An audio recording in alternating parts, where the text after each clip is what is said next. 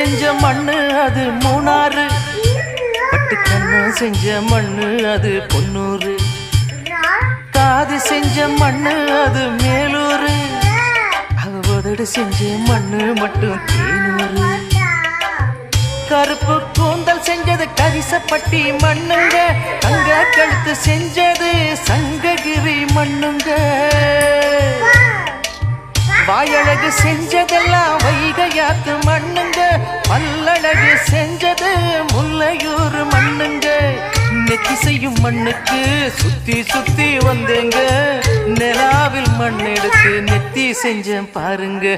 தந்தானே தந்தானே தந்தான குயிலே, சாமி தந்தானே தந்தானே என்னோட மயிலே.